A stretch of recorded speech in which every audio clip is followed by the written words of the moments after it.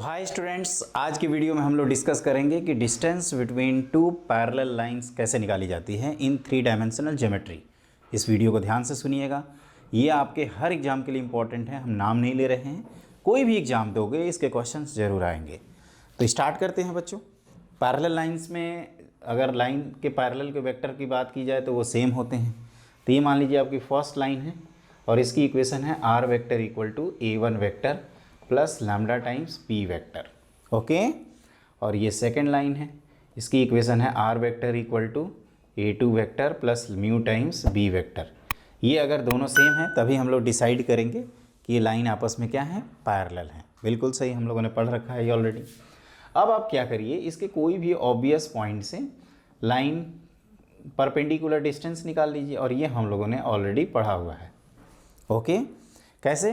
तो आप कहोगे कि सर इसका ऑब्वियस पॉइंट है मान लीजिए C, जिसका पोजीशन वेक्टर है A2 वेक्टर, और आप इसको ज्वाइन कर दीजिए, ये आपका थीटा है। आपको AB निकालना है या डिस्टेंस निकालना है विच इज़ AB, और AB इज़ नथिंग बस A1 माइनस, ये वेक्टर क्या हो जाएगा, A1 माइनस A2। तो modulus of A1 minus A2 आप क्या लिखोगे, साइन थीटा। ओके, और आप क्या जानते हो, तो A1 minus A2 cross B का जो मॉडुलस है वो हम लोग लिखते हैं modulus of A1 minus A2 modulus of B sine theta by cross product of two vectors. तो यहाँ से आप देखोगे तो ये वैल्यू आ जाएगी modulus of A1 minus A2 cross B whole divided by modulus of B। ध्यान से समझिए क्या किया हमने, ये कोई हवाई फायर नहीं कर रहे हैं, ध्यान से समझो। हमने कहा कि इस लाइन पे जो लाई करने वाला ऑब्वियस पॉइंट है उसका पोजीशन वेक्टर है A1। ध्यान से सुनिए, ये लाइन पैरेलल कैसे हुई, क्योंकि B वेक्टर हम लोग देख रहे हैं। इस लाइन पे ऑब्वियस पॉइंट क्या है, A2। हमने इस ऑब्वियस पॉइंट से लाइन पे परपेंडिकुलर डिस्टेंस निकाला और इसका फॉर्मूला हम लोग ऑलरेडी पढ़ चुके हैं। कैसे? तो आप कहोगे कि सर ये है B वेक्टर आपका, ये A1 माइनस A2 है, तो A1 minus A2 cross B करेंगे तो modulus of A1 minus A2 modulus of B sine theta unit का पाएगा, और फिर मॉड ले लेंगे तो modulus of A1 minus A2 sine theta की वैल्यू आ जाएगी A1 minus A2 cross B upon modulus of B। आप ऐसे भी बोल सकते हो कि सर ये आप प्रोजेक्शन निकाल के भी आप फुट ऑफ पहले डिस्टेंस फार्मूला लगाइए, प्रोजेक्शन लगाइए, और उसके बाद आप पाइथागोरस थ्योरम लगा सकते हैं। तो इस तरह से हमारा distance between two parallel lines का कंसेप्ट है। इसमें क्या किया है फिर से मैं एक बार बताता हूँ। इस लाइन का ऑब्वियस पॉइंट से परपेंडिकुलर डिस्टेंस निकाल लिया, और हमें पता है कि अगर लाइन आपस में पैरेलल हैं तो इसी के किसी भी पॉइंट से जो परपेंडिकुलर डिस्टेंस आएगा लाइन के बीच में वो क्या आएगा, इक्वल आएगा। बिल्कुल सही सोचा आपने, क्या आएगा, इक्वल आएगा। इस वजह से ये आपकी कांस्टेंट वैल्यूज़ आएंगी। अब जहाँ तक इस पे क्वेश्चंस करने का सवाल है तो एक हम लोग क्वेश्चन भी कर लेते हैं ताकि हमारा कंसेप्ट अच्छे से रिवाइज हो जाए। तो लिखिए क्वेश्चन। देखो बच्चों, आपके सामने ये 2 इक्वेशंस दी हैं। ये 2 इक्वेशंस आपके वेक्टर फॉर्म में हो सकती हैं, दोनों कार्टेशियन फॉर्म में हो सकती हैं, वेक्टर एंड कार्टेशियन फॉर्म में हो सकती हैं। क्वेश्चन है find the distance between the lines. हमारे कोर्स में 2 तरह के लाइन हैं, या तो पैरेलल लाइन्स या तो स्क्यू लाइन्स। स्क्यू लाइन्स अगले सेक्शन में हम लोग बात करेंगे, पहले पैरेलल लाइन्स के बारे में बात करते हैं। तो यहाँ पे 2 1 3 है लाइन का डायरेक्शन रेशियोज, या लाइन का पैरेलल जो वेक्टर है जिसका डायरेक्शन रेशियो, और ये क्या है 4 2 6, इसी का जस्ट डबल है, तो ये प्रोपोर्शनल है। तो यहाँ पे हम लोग कह सकते हैं कि ये लाइंस पैरेलल है। अब हमने आपको डायग्राम में क्या सिखाया है वो देखिए। हमने कहा है कि बच्चों पहले लाइन पे जो लाई करने वाला पॉइंट ऑब्वियस पॉइंट है वो क्या है, -1 1 और 2। बिल्कुल सही सोचा आपने। दूसरे लाइन पे जो लाई करने वाला ऑब्वियस पॉइंट है 1 3 और -2 है।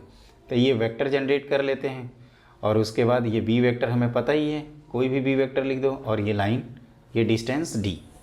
ओके, तो अब यहाँ पे एक एक करके बात की जाए। तो यहाँ पे B वेक्टर किसको लिखा जाए, तो आप लिखोगे 2i जो सिंपलेस्ट होता है उसको लिख देते हैं, plus j plus 3 times k, क्योंकि हम लोग B अपॉन मॉड B कर रहे हैं, मतलब यूनिट वेक्टर, तो उससे कोई फ़र्क नहीं पड़ेगा। अब A1 माइनस A2, तो पहले लाइन का ऑब्वियस पॉइंट माइनस दूसरे लाइन का ऑब्वियस पॉइंट, तो ये डायरेक्टली सब्ट्रैक्ट कर दो, -2i। उसके बाद क्या हो जाएगा, -2j और प्लस 4k। एक बार चेक करिए, -2i -2j प्लस 4k। इसमें कोई कॉमन फैक्टर नहीं कैंसिल आउट करते हैं, तो A1 minus A2 cross B, अगर इसकी बात करें तो ये डिटर्मिनेंट से हम लोग निकालेंगे IJK, और उसके बाद क्या होगा, ये -2 4, और ये हो जाएगा आपका -2 4, और उसके बाद आएगा 2 1 3। अब ये क्रॉस प्रोडक्ट करना है बच्चों, तो ये कितना हो जाएगा, -6 -4 -10 I, -6 -8 -14, तो ये +14 J, और ये -2 +4 +2 K कैप। ओके, तो हम लोगों का शॉर्टेस्ट डिस्टेंस है distance between lines, distance between lines, ये क्या पढ़े हैं फॉर्मूला, तो A1 minus A2 cross B का जो मॉडुलस है whole divided by modulus of B। बाद में मॉड लगा दीजिए, या आप मॉड को इतना ही रखिए, डिस्टेंस जो पॉजिटिव क्वांटिटी, तो इसका मॉड लोगे तो ये आएगा 10 square plus 14 square plus 2 square whole divided by mod of B कितना है, तो मॉड ऑफ B है बच्चों square root of 2 square plus 3 square plus 1 square, कोई भी पहले बाद में लिख सकते हैं, उससे कोई फ़र्क नहीं पड़ेगा। अब इसको सिंप्लीफाई कर लें तो ये हो जाएगा आपका 100, ये 2 प्लस 196 और प्लस 4, तो ये हो गया आपका 200 300 square root of 300 whole divided by, ये हो गया 9 14 15, तो ये square root of 15 which is ये स्क्वायर रूट ऑफ 20। एक बार देख लेते हैं कहीं कैलकुलेशन में कुछ गड़बड़ी तो नहीं है। देखिए क्या किया हमने, पहले लाइन का ऑब्वियस पॉइंट -1, 1, 2 -1, 1, 2, दूसरे लाइन का ऑब्वियस पॉइंट 1, 3, -2। अब -2 अगेन, और फिर ये +4K, ये बिल्कुल सही है। B vector 2I plus 3K cross किया तो -2 4 2 1 3, तो ये हो गया -6 -4 -10 -6 -8 -12 +12, और उसके बाद क्या किया -2 +4 +2, तो ये हो जाएगा 196 for 200 फिर 300, तो square root of 300 whole divided by modulus of B, तो ये कितना है आपका 9 + 4 कितना होता है, ये 9 + 4 होता है बच्चों 13 स्क्वायर रूट ऑफ 15। देखो यही इसीलिए मैं कह रहा था ना, इतना आसानी से ये क्वेश्चन होगा नहीं, तो इसको आराम से करते हैं और इसी तरह से इसको लिख देते हैं, है ना। आप चाहें तो इसको और भी सिंप्लीफाई कर सकते हैं, लेकिन कोई ज़रूरत नहीं है।